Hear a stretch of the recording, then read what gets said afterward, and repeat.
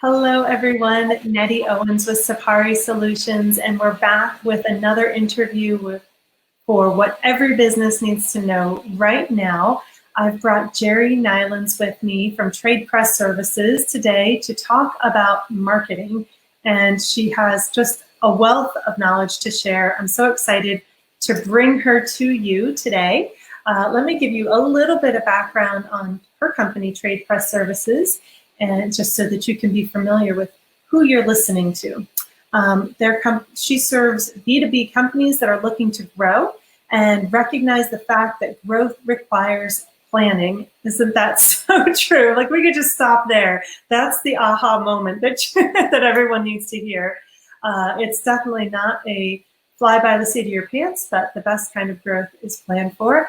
Through planning and evaluation, she helps clients expand their marketing outreach, increase visibility in their marketplaces, and develop recognition as a thought leader in their industry. Welcome, Gerri. It's so good to have you here. Thank you very much for inviting me to participate. I appreciate it. So we're going to jump right in with some questions about marketing. And really, the elephant in the room here is that a lot of companies do not have a marketing plan. And tell me a little bit about what you're seeing and why you're seeing. Like, what is your opinion after so many years about why companies are trying to do this without a plan? Well, I think it goes back to the old adage, failing to plan is planning to fail. I think that was Churchill or some wise person. But I think that there are a lot of CEOs who just don't have marketing experience. They may be experts in their product or service or in finance, but they're not marketeers. And so they think of the process as something, well, the salespeople should handle because the salespeople are responsible for bringing in the dollars. So that's what marketing is. Or they think it's overwhelming. Or they think that, well, I really do have a plan, but it's not written and communicated. So I think those are some of the problems with why companies don't have plans. Are you finding that it's more important now or kind of the same as usual? What are you seeing now? I mean, especially with the change in how business is being done, the relevance of creating that plan. I think it's more important than ever. It's always been important, but I think it's a great opportunity to put everyone on the same page. You know, what marketing planning can do for you is to help the CEO and the leadership team develop common goals, common vision, mission, and really get on the same page and understand what their roles and responsibilities are in contributing to the success of a company. So a marketing plan isn't something you do once a year. It's something you do and you evaluate, you monitor it on an ongoing basis so that you can tweak it, so you can make changes, so you can do corrective action. And what better time than now in this COVID pandemic when everything is turned upside down to really be able to take a look at your plan and say, oops, what's working, what's not working, what can we do more of, what should we do less of? I'm so glad you addressed it in that way, because I was going to ask you about sort of the naysayers who say, well, we made a marketing plan and then coronavirus and quarantine and everything happened, and now our plans are out the window. But you're saying a marketing plan is a living document, so it's something that you use as a guide, if I'm hearing you correctly, but then also that you're adapting to the changes that are in the marketplace, looking at what's working, what's not working. Is that correct? Really what it's about, and that it becomes a more collaborative effort. So sometimes the marketing plan was written by the marketing department, but what happens to the sales and the business development people and the customer service people and the product development people and the inventory management people? You know, they should be contributing their thoughts and ideas and input and where they fit into marketing in general. So marketing isn't as dry and clear cut as it once was. That's true. And so given that, are there some guidelines that we can go by on how to start this plan, or are there certain components that need to be part of the plan? Sure. I think what many people do is they don't take the time to develop a comprehensive plan that really starts with putting the vision and the mission down on paper so everybody knows what you're trying to achieve, what you're in business to do. And I think that's where it starts. And from there, you want to go into what your goals are. You try and quantify them, whether it's, number of new clients or customers, or number of repeat business, or number of new marketplaces you're going to go into.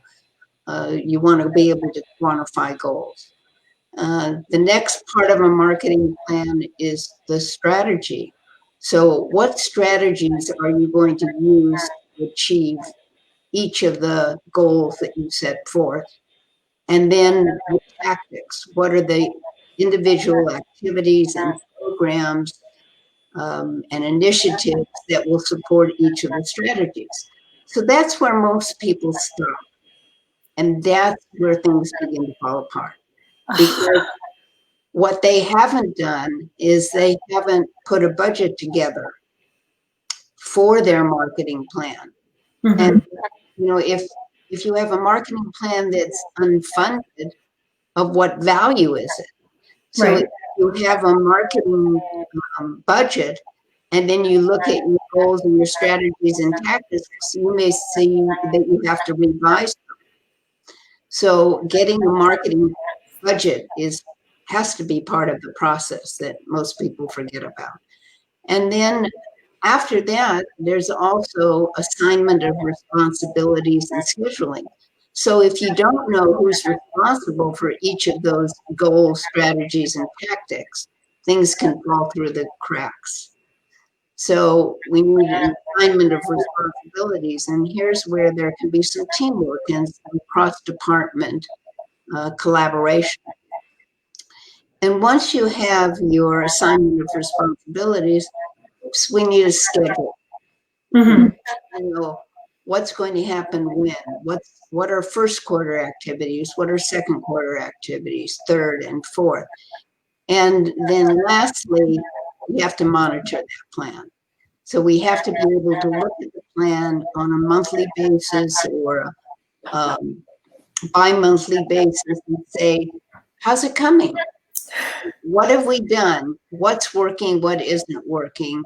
Let's go back to the drawing board. And we have to be able to not only hold one another accountable for our areas of responsibilities, but not to point the finger when something goes awry and we get into problem solving mode and roll up our sleeves and say, what can we do differently? Where can we improve?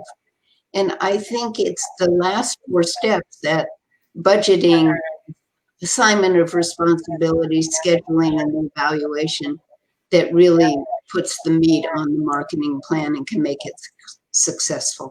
I could not agree more. I mean, I think companies kind of run the gamut. You have folks who are simply at the whim of whomever shows up on their business doorstep and says, I have advertising to sell you, and then they buy it, and they don't have a plan, and it's just, whatever comes along.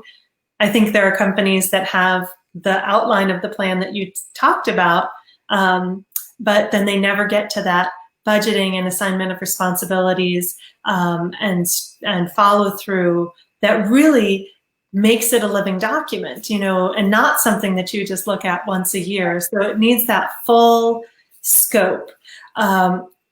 You at Trade Press Services, you guys do this really, really well. I'd like to share your website here. People can reach out to you through tradepressservices.com. You can see how they do it. And there's also an ability to opt in to an email list. Is that correct? Yes, we produce a monthly newsletter called Marketing Insights. It's very short and it's practical and gives ideas and tips on a wide variety of topics related to marketing.